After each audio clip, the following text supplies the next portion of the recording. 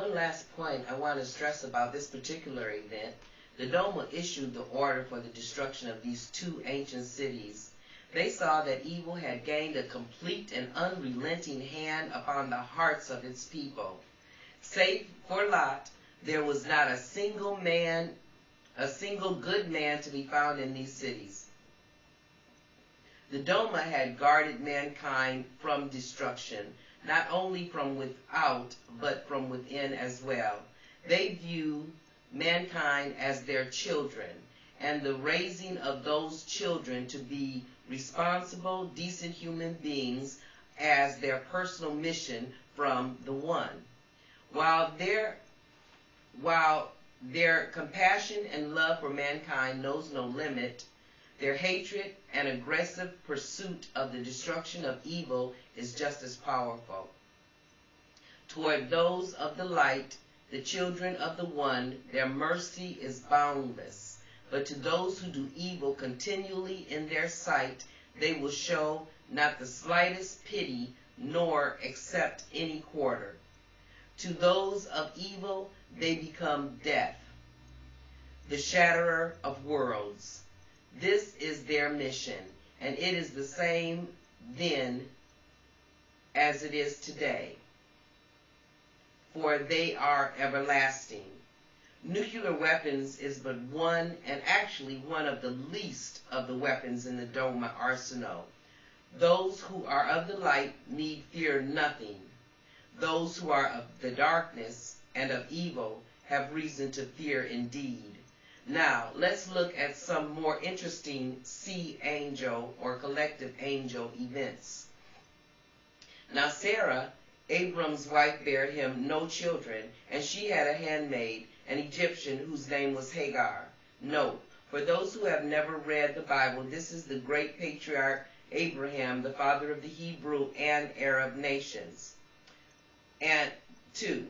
And Sarah said unto Abram, Behold now, the Lord hath restrained me from bearing. I pray thee, go in unto my maid. It may be that I may obtain children by her. And Abram hearkened to the voice of Sarah. And Sarah, Abram's wife, took Hagar, her maid, the Egyptian, after Abram had dwelt 10 years in the land of Canaan, and gave her to her husband Abram to be his wife.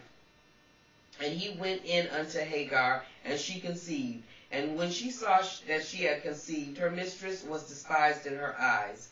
And Sarah said unto Abram, My wrong be upon thee. I have given my maid into thy bosom. And when she saw that she had conceived, I was despised in her eyes. The Lord judge between me and thee.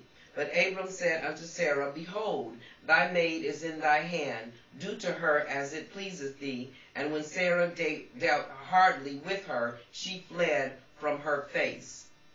Note, here again you can see the hand of the Doma at work in the Elohim genetics. Notice that the male, Abram, is not really the object of their efforts. It is the two women, Sarah and Hagar, whom they are really working with. The Doma have always held the female lineage to be the defining half of the bloodline. The two females here are but one example. Later, a female descendant of the line of David will be chosen to bear Jesus. At the same time, a female descendant of Ishmael will be chosen to bear Muhammad. On a side note, after Jesus' death, the Doma chose Mary Magdalene to carry on the work. The true Christian faith is to be traced back to her, as she was the true successor to Jesus. Unfortunately, the true way of Jesus was extinguished. Mary's legacy was thoroughly annihilated during the Albigensian Crusades. Her follower, the true followers of Jesus, the Cathars, were hunted down by the Catholic Church and exterminated. Well, almost. They did survive, but that is for the next way chapter. That is the Hebrew side of events. But what of the Arab or the Islamic side? Way 11 detailed their entire episode and chain of events. One of the reasons I was not permitted by my lady to release it is because a portion of it dealt specifically with the above topic. To the Christians reading this now, it may not make much sense. Why should the above topic be of concern to me? To the brothers and sisters of Islam, it will be dramatically clear. At this point, I will discuss a portion of the unreleased Way 11. I will only discuss the portion dealing directly with the above topic. Way 11 will not be released in its entirety. It is amazing to look back on the formation of Christianity and Islam and realize just how parallel they were. The Doma chose the bloodline of Muhammad by his mother's lineage. This is their way to work through the female side of the family.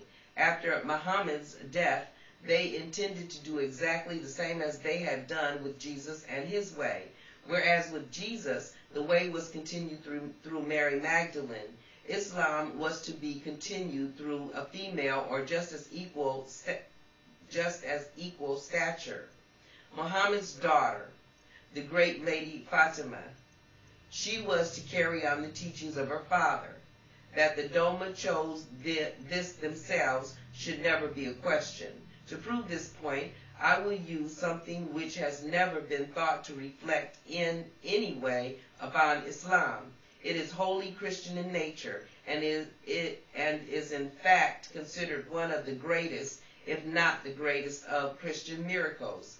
The great apparition of the Virgin Mary to the little peasant girl Lucinda and two other children. Oh yes, I nearly forgot. There were also over 70,000 witnesses, just in case anyone should doubt the validity of the event. What does this have to do with Islam? Because the Doma decided to show the world once and for all the interrelation of the two great faiths. They did this by picking a place whose name could leave no doubt as to its connection to Islam.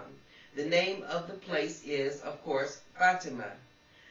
Let no one doubt that the great lady herself chose this site, this name, to show mankind once and for all her true nature and the true nature of her daughters. To the Christians reading this, you are probably unaware of what I have just done. I just jumped off a fence upon which I had been carefully balancing since the first Way chapter was written. To the brothers and sisters of Islam who fully realize the significance of the name of Fatima, I can say only this. Truth is not an option. It is a compulsion. In this thing, my lady compels me to speak the truth.